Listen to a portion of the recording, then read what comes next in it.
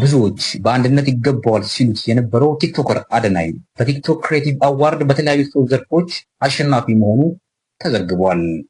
የአዶናይ ቀንደኛ ተቀናቃኝ የነበረችው ዩቲናስ አዶናይ ሽልማቱን በሚቀበልበት ሰዓት በፈገግታ መታየቷ በብዙሃኑ ዘንድ ግርምትን ጭሯል። ሰላም ጤና ይስጥልን ክቡራን ቤተሰቦቻችን እንደምን ሰነበታችሁ? ይህ ኢትዮፓስ የተሰኘ የዩቲዩብ ገጻችን ነው።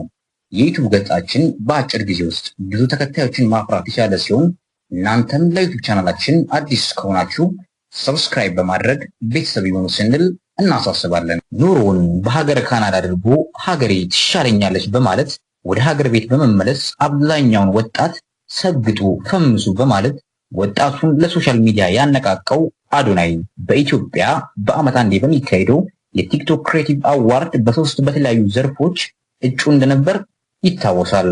ሆኖም በታጨባቸው በሶስቱም ዘርፎች አንድም ሳይቀር ሙልጭ አድርጎ በመውሰድ አሸናፊ መሆን ችሏል። ይህ በእንዲህ እንዳለ ሽልማቱን በሚቀበልበት ሰዓት እንዲህ ሲል መልእክቱን አስተላልፏል።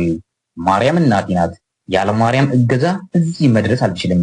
ሁሌም ሲሄድም ሆነ ስንቀሳቀስ ማርያም ከኔ ጋር ትሆናለች ብሎ በመናገር ታዳሚውን በአንድነት እንዲያጨበጭቡ አድርጓል።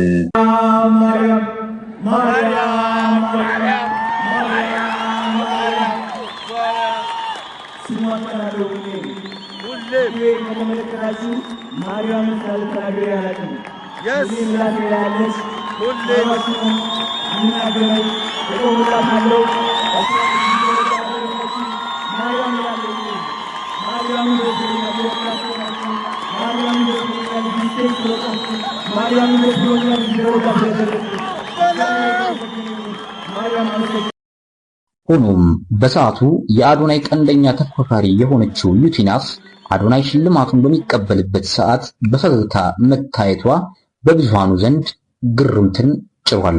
ይህ በእንዲህ እንዳለ ብዙዎቹን ያበሳጨው የሽልማቱ ስነስርዓት በሚካሄድበት ሰዓት አብዛኛውን ጊዜ ካሜራው ወደ ዩቲናስ ቤት በመሄድ ልጅቱ አላስፈላጊ የሆነ ብስጭት ውስጥ እንድትገባ አድርጓታል።